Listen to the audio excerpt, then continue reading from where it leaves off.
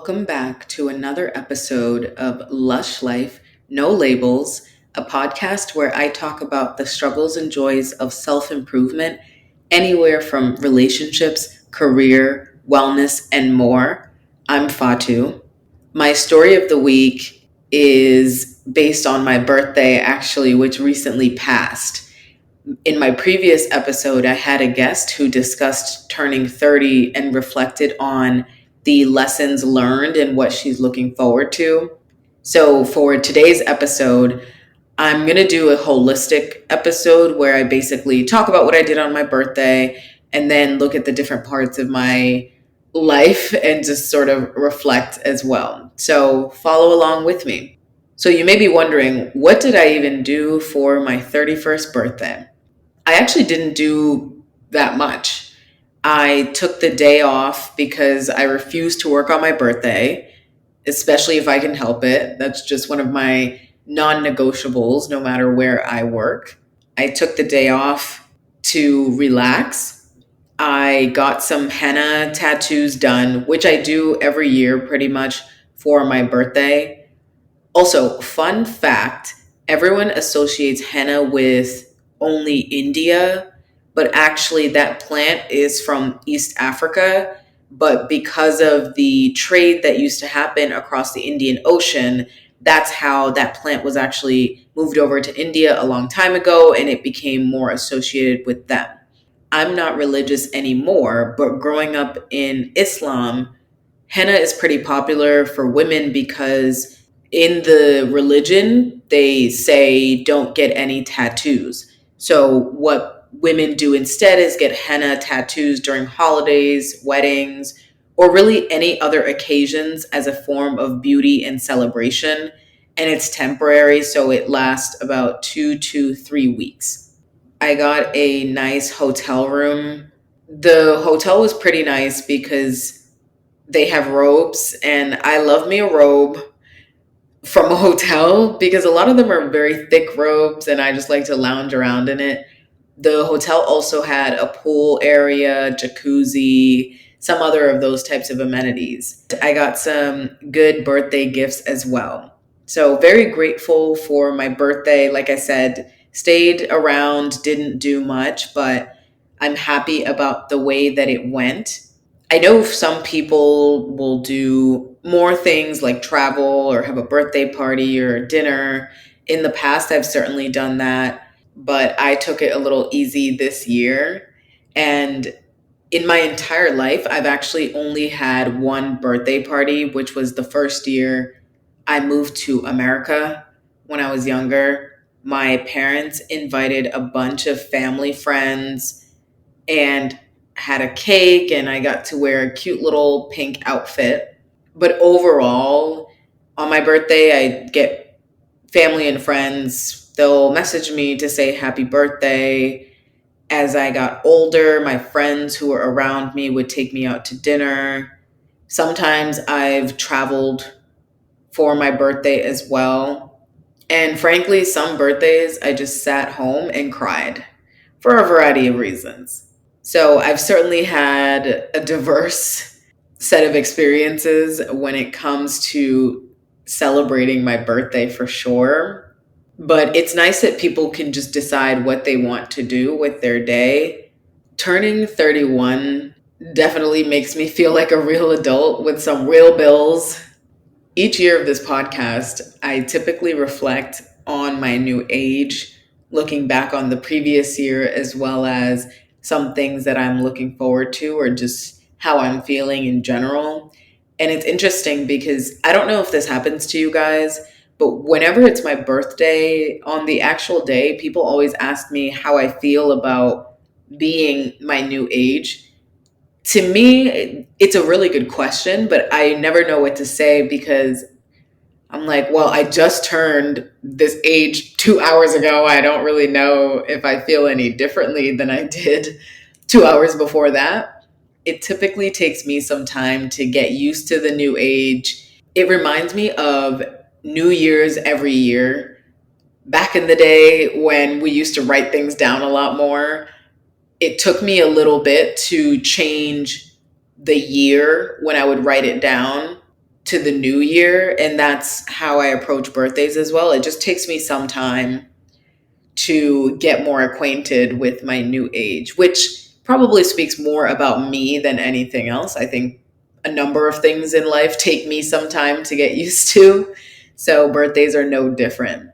But I definitely wanted to give you guys a quick reflection on some of these parts of my life here. I've had episodes on these parts of my life previously, but I always think it's a good idea for me personally to just do a quick reflection. So let's dive right in. The first part of my life that I will speak to is on relationships. For example, in terms of my relationships with friends, in the past year when I was 30, I spent a good amount of time fostering new friendships with people in my little town. These are people that I met through other friends, people that I met randomly just in the town as well. And that's really about keeping up with people, messaging them, having more than one touch point, I think is a huge thing, especially when you are an adult. It's much harder to make and maintain friends with other adults. I think for a few reasons. The first is a lot of us are set in our ways. It's hard to change that. We like approaching things a certain way. So if we meet someone new, it does take more than one time of meeting with them to decide if they're just an acquaintance, if this could bloom into a full friendship, or if it's just somebody that you had that one encounter with. And for me, building that friendship and making it become a deeper relationship would also require me to have more one on one time with people. If I'm always meeting with someone in a group, I've mentioned this before, but it's just, yes, you can get to know them, but I just feel closer to people when I have time to do a one on one. And group activities, or always having it be a group activity, doesn't really help me feel closer to someone as a friend.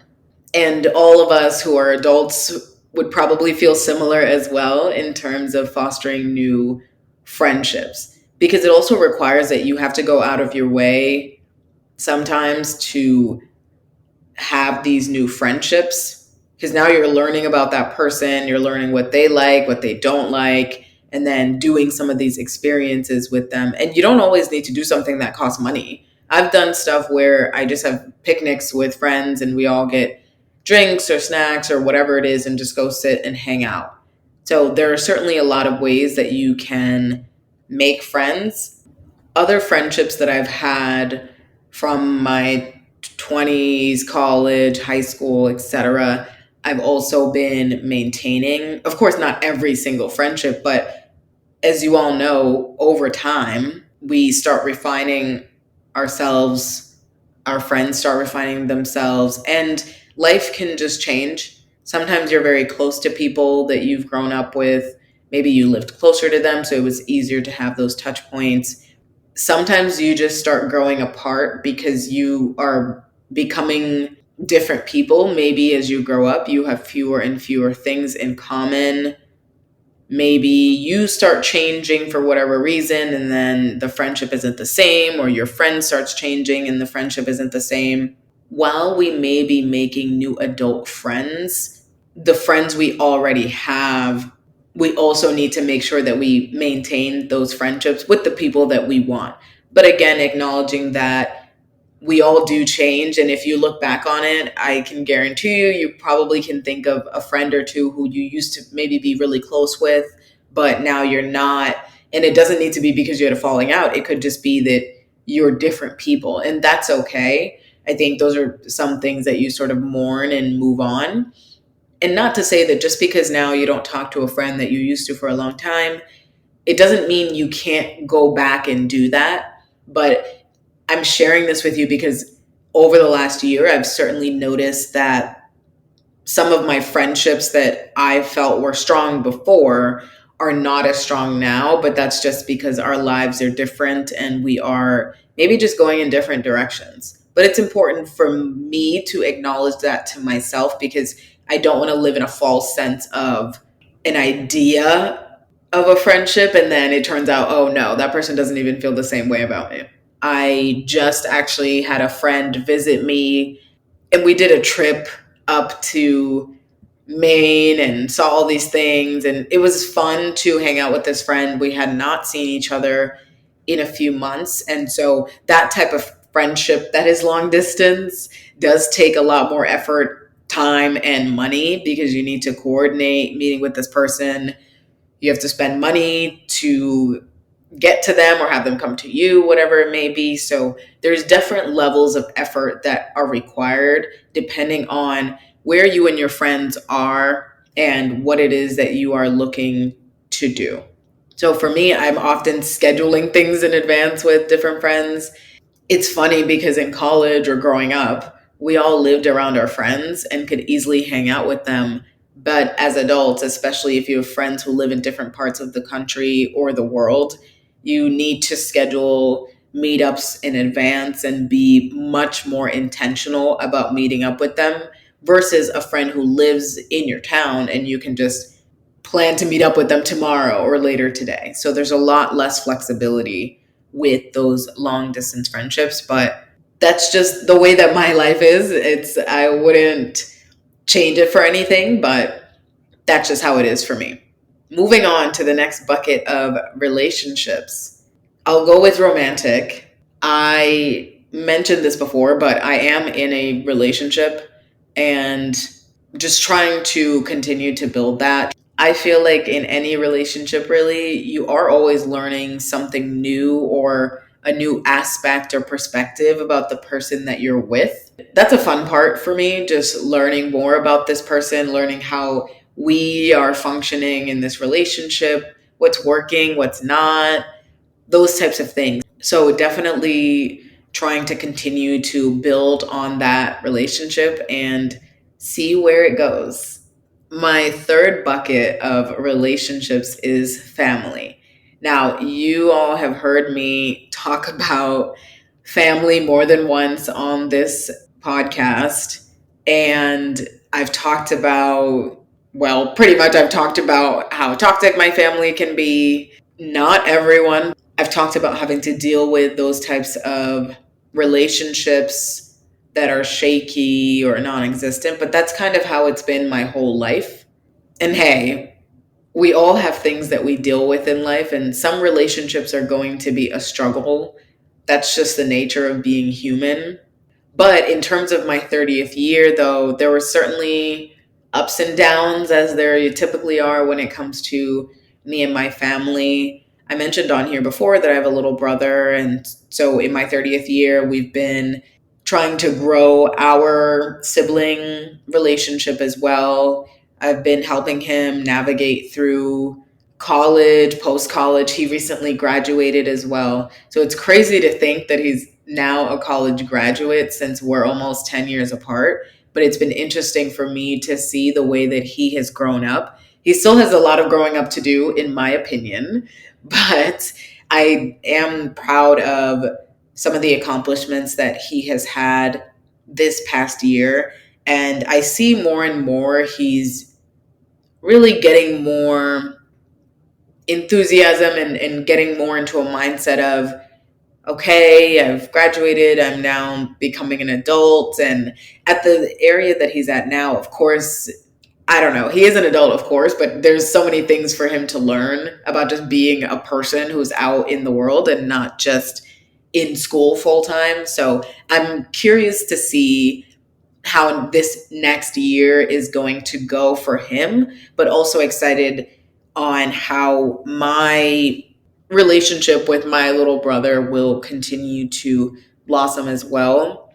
I can't speak to how my relationship with my other family members are going to go, but we'll see as well. Just based on that, I'll just leave it at that. So I'd say overall, with my relationships, they're going, right? I have people that I am communicating with on all those different friends, family, romance front, but having relationships with people is a core part of the human experience as well.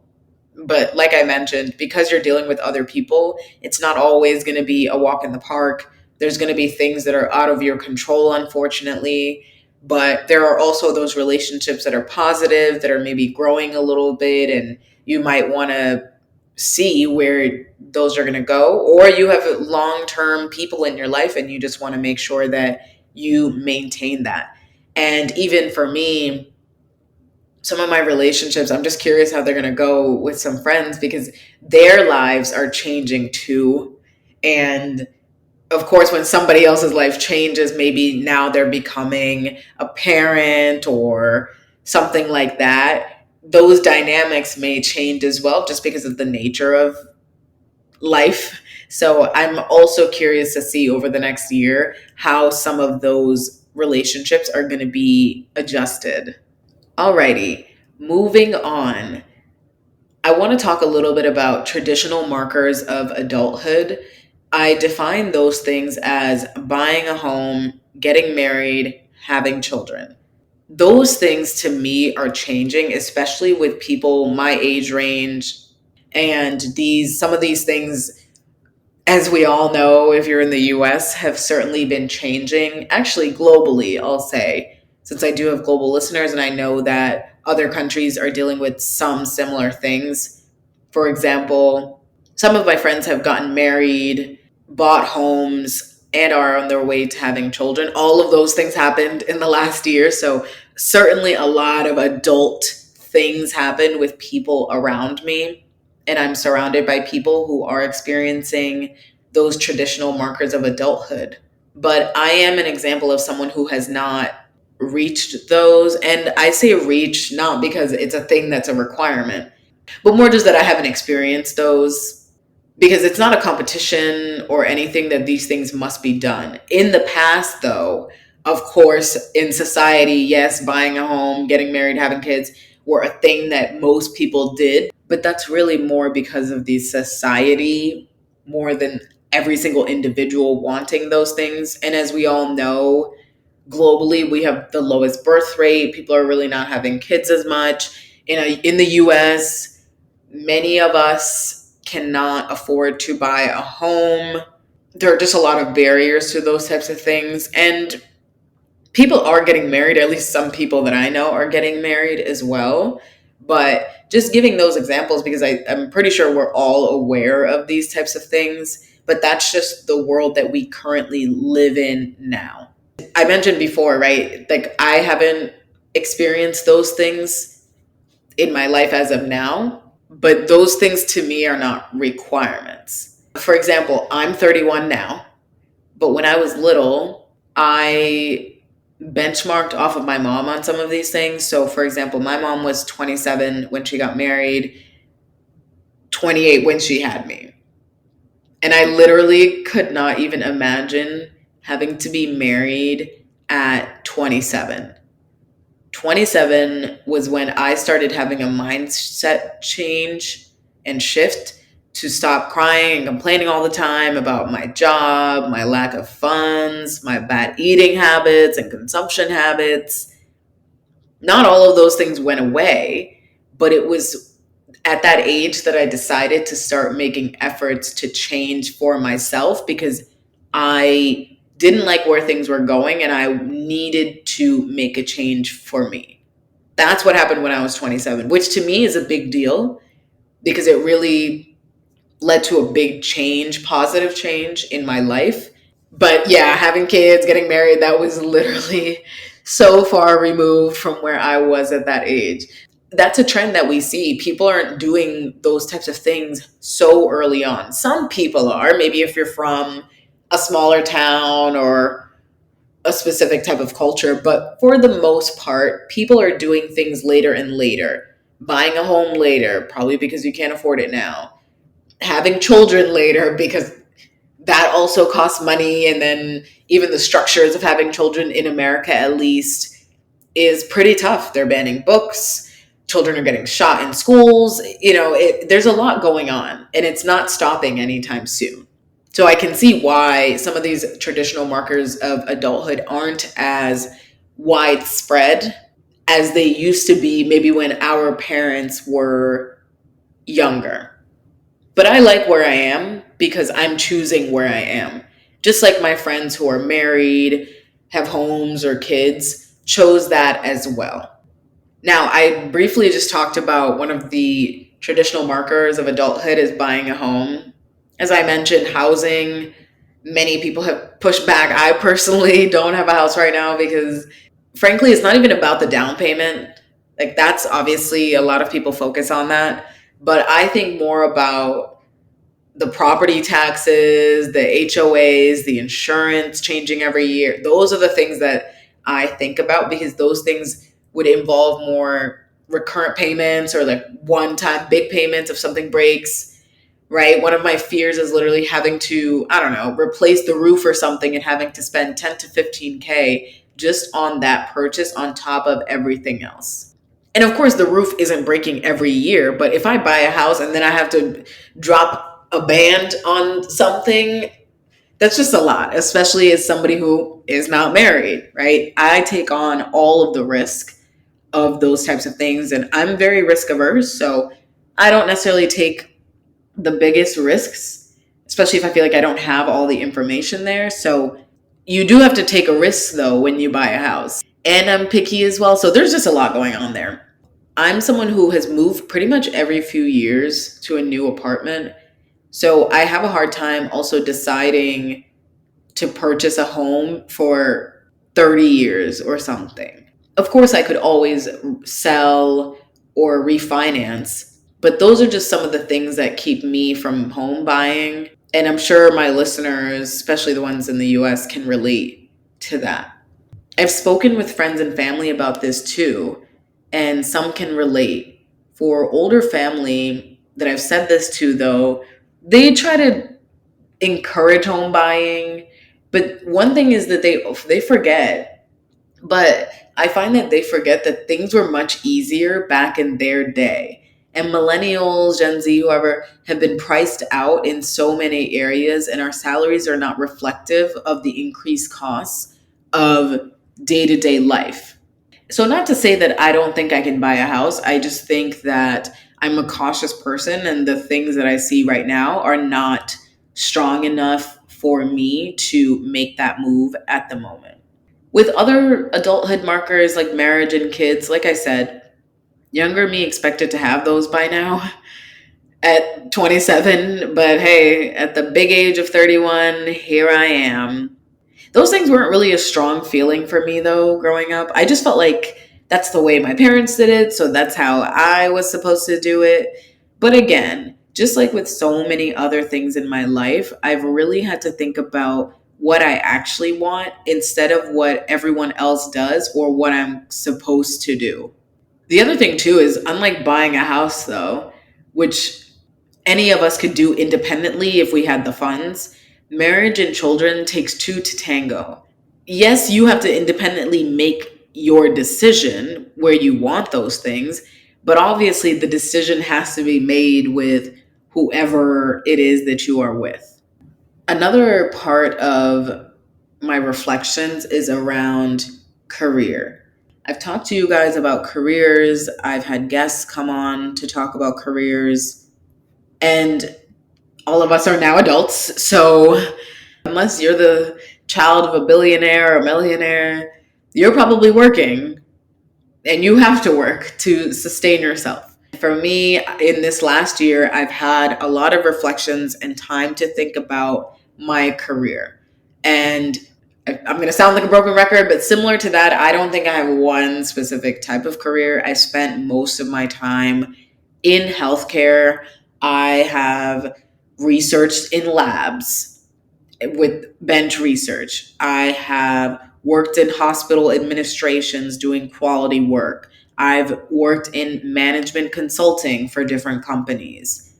I work in industry, working directly on the other side of things, doing more execution, strategy, and operations, all that fun stuff. And this past year, when I was 30, I went through some struggles in my job. I struggled with, unfortunately, yet another toxic boss. I no longer have to deal with that person anymore, which is great. But within the midst of that, it certainly made me think about, well, where is it that I actually want to be? I see it as dynamic. I don't see it as rigid, just like other parts of my life. I don't really see those things as rigid. I see them as experiences to build on. I'm the type of person who looks at different positions and thinks about, what's the skill that I'm going to learn here? Is this a skill that I am trying to learn? If so, that makes it more attractive to me. But if there are no skills for me to learn, I get bored really easily, especially if I'm not being intellectually challenged or if I'm not using my brain a lot in the way that I prefer. So being in an analytical situation makes more sense for me. Like, those are the types of things that I consider. So I got a lot of reflection on that. I was able to actually move to a position that I wanted, doing the strategy and operations, those types of things that I was looking to do. Now I've been able to have more direct experience in that, which is great.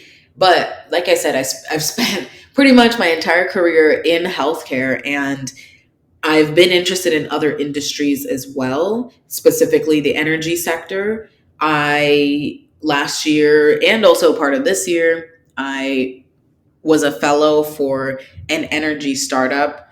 And as part of that, I also was able to work and interact with folks that work for a major utilities company based in the US and in the UK.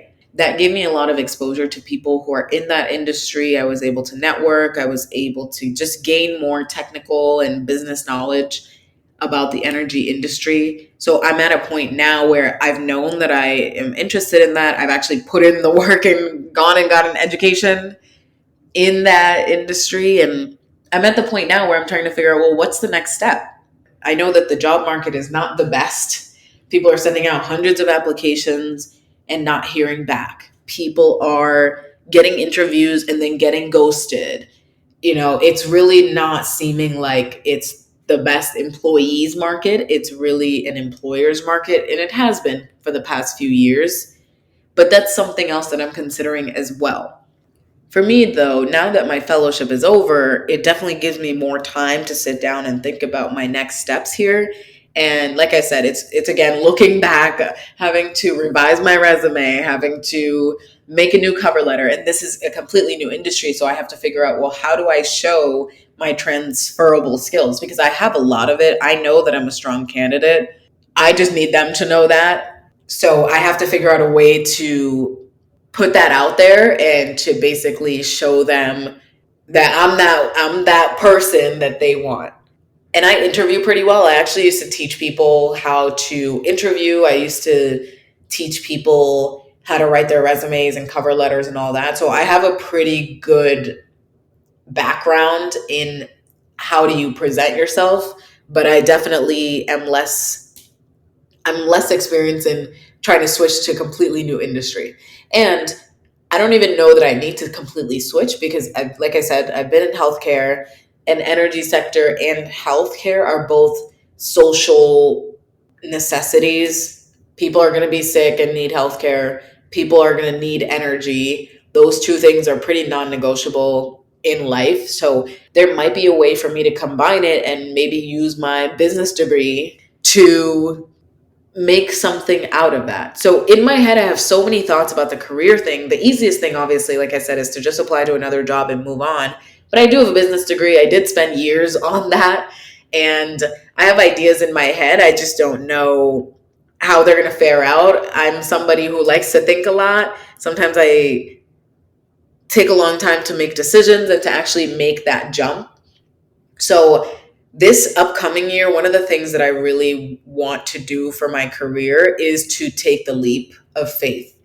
I want to take a leap of faith, whether it's on the entrepreneurial side, whether it's about, I don't know, the next company that I would work for. Maybe I look internally, who knows? There are so many possibilities, and I'm not trying to pigeonhole myself and put all my eggs in one basket. So I'm going to look at different things that are going on. I'm at a good cusp of my career to be making a change or to think about those next steps. So I'm excited. I think it's going to be not the easiest thing to do. I've already run into a number of challenges here, but I'm going to continue to do it. So I'll definitely keep talking about it with you guys because I know that a number of my listeners are also going through some career changes, starting new jobs and starting new ventures that they're doing. So I think it's definitely a good thing to keep talking about. So keep tuning into these episodes and we can all grow together on that professional front as well.